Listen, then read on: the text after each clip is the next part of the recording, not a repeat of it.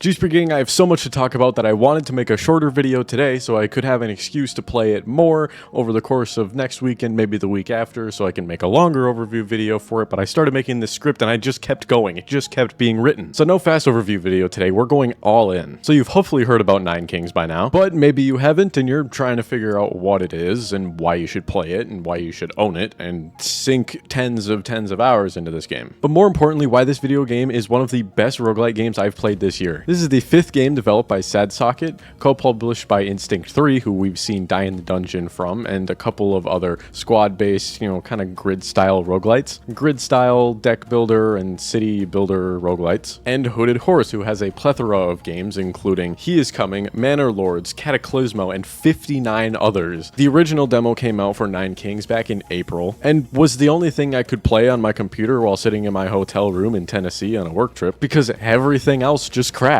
I couldn't really get behind it, but it brought something new to the scene, had a lot of potential for replayability, and I was curious to see what they do with it in the coming months. It mixed these interesting genres of a city builder and a deck builder and a roguelite, but also kind of turn-based strategy, and I've kind of seen this amalgamation before, but seeing them all come together just didn't really work. After that work trip, I promptly boarded my plane home and completely forgot about it, and here we are a little bit over 4 months later with the release of the 8th King. That means there will be one more. Then we'll get a 9Kings 2, 10 Kings. So go leave this game running on your computer and give it a really good rating, with the Steam page linked in the description. The demo is also still available, so go try it. You don't have to commit to anything. It's also on Game Pass if you own Game Pass. As usual, nobody reached out to me to play this game. I just saw that it was on Game Pass. It was kind of in my backlog of this is interesting and I want to revisit it, so I figured it's a great opportunity, and I did so, and boy am I glad that I did. The fact that this game is in early access is just diabolical. I've really taken a liking to that word recently, so apologies if I overuse it. But the fact that it's in early access is just completely blowing my mind. Mostly because I've ran into zero problems, especially when the game's like, "Hey Cindy, you beat the game, why don't you try slowing down a little bit?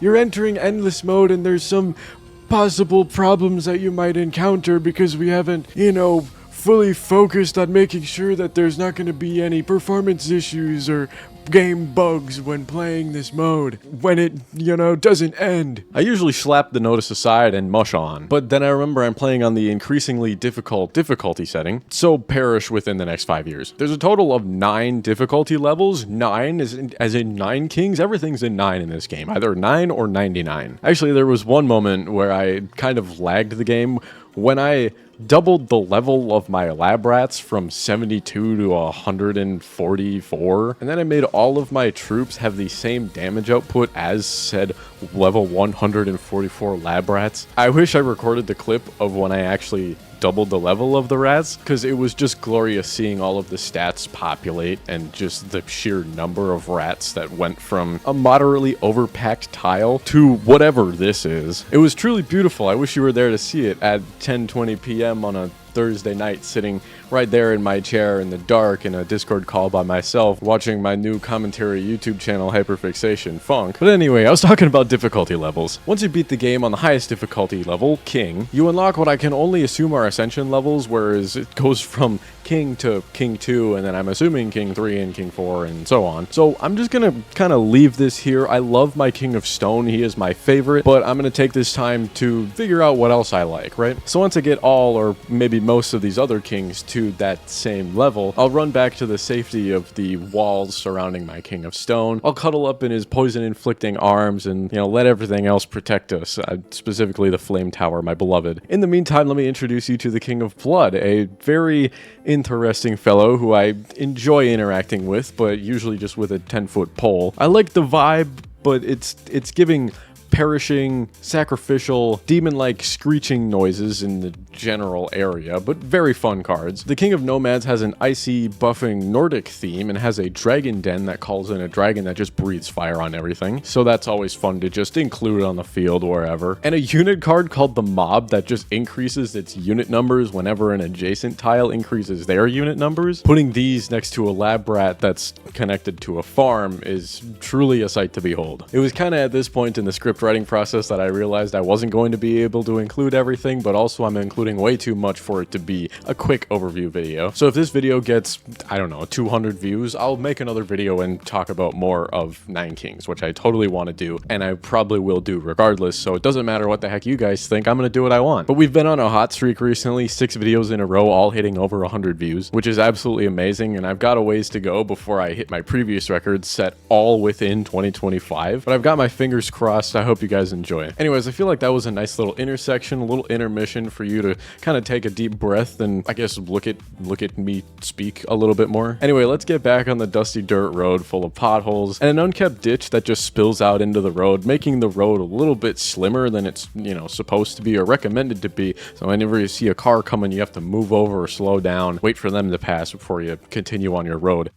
I'm going to get a little bit sentimental here for a minute, and maybe I've lost a description of what the word actually means, but I've been searching for a new roguelike game that I can just boot up when I'm waiting for someone or something. A game that doesn't force me to really get invested, use a lot of brain power and energy. Unless I want it to, of course, I can choose how I want to play when I open the game, which makes 9Kings really versatile. Then I load up 9Kings and play for 4 hours, and then it's bedtime. I wish I could get this locked in for story games, but roguelikes and roguelites are just where I like to be. I've played tens and tens of roguelikes and roguelites this year, tens of which haven't even shown up on this channel. Some are hopefully showing up later when we get more information about them or they release early access or 1.0. But I'm always looking for stuff I can play and make videos on for this channel, which is a blessing and a curse, but it keeps me on my toes and keeps me reaching out and trying new things, which I really enjoy. You know, there's new gimmicks to be had, there's new gimmicks connected with gimmicks, fused with other gimmicks that always, you know, bring something new enough. I get introduced to new developers who I get to follow on Twitter and follow their game progress, and then realize that some of their publishers have published other games that I've tried, fallen in love with already. So it's fun to just see these indie roguelike games grow with the genre around them. And gang, this is exactly what I needed while waiting for Slay the Spire 2. We're nearing the end of 2025, and Megacrit said they're still hard at work working on this game, and they're not ready to release something yet, but 2025 is still on the roadmap, and they're planning on releasing an announcement later this year. I don't really know when that is,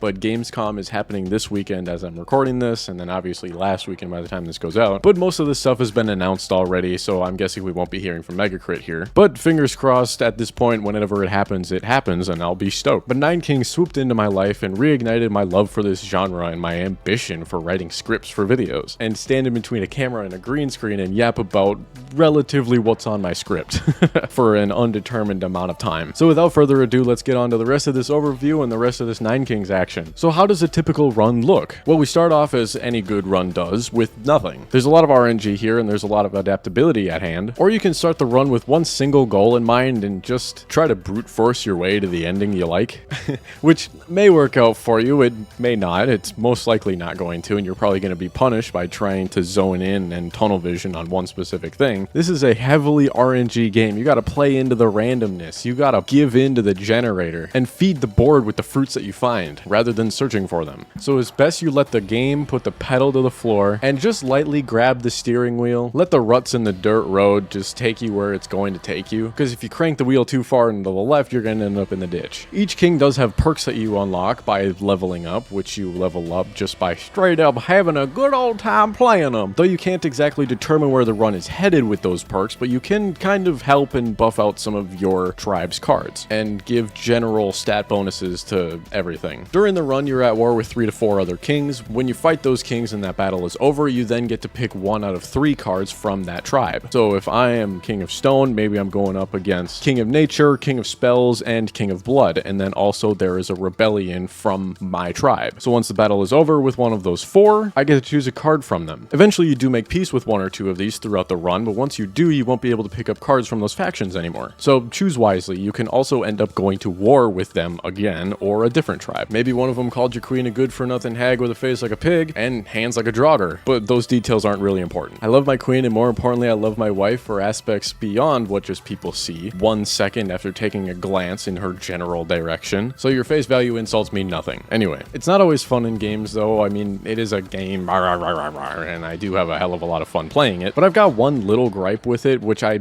have gotten over already because ignorance is bliss. But there's a real lack of data when you first start the game in terms of what does something do when I level it up. Some bug buffs that you place onto units will tell you on the card what more stacks of that buff do, which is fantastic. Like the cauldron that poisons will grant more poison stacks the higher level it is. And there's a King of Spells buff that gives the unit chain lightning, and for each subsequent stack of chain lightning, it just gets +1 chain lightning. But what happens when I upgrade my castle? What happens when I upgrade a unit? Like, I can see by hovering over them their stats, and then when I upgrade them, I can hover over them again and see what stats they've got now. But like, is that a percentage? Is that a flat rate? Like, what's going on here? I don't need to see all of this information right at like readily available to me, but maybe in like the compendium that we've got, just throw in like, hey, yeah, when you level up the bomber, they get 5 extra HP and do 20 extra damage, and their explosion radius increases by like half a tile. I don't really know what kind of units you want to use here, but it's kind of interesting to know sometimes. But the real lack of data in the 9Kings run experience is something that I think I love more than I hate. It pushes the player to discover on their own, test their own hypotheses and combos, and gives us the option to make these huge run impacting changes. Could be the greatest maneuver you've ever done, could be the greatest mistake you've ever committed. Alright, I've done a lot of talking and a lot of critical thinking about 9Kings right now, so I think I'm spent. I'm excited to see what the 9th King is, what he brings to the table, and if they tweak any more game functions or units. In the most recent update with the release of the 8th King, they also tweaked perks. Originally, you only had one perk to choose from out of a pool of like 10, and you do unlock more perks as you level up. They swapped it to a 3x3 grid, which you can expand the slots of, so you can have like 11 perks now, which somehow isn't enough. It was really cool to be able to commit to one specific perk, and now it's even cooler to have all of these and still not like fully want to commit to the things I've selected. Because, oh, I could swap these over. Like, maybe I want a little bit more wall makers. Maybe I want my flame towers to have a higher damage radius. Maybe I want all my spells or all my buildings to do more damage. Or maybe I just want to buff everything. But again, at this point, that's everything I got about 9Kings. If you'd still like to see another video on this game, please let me know. I probably will make one at some point anyway. I'll probably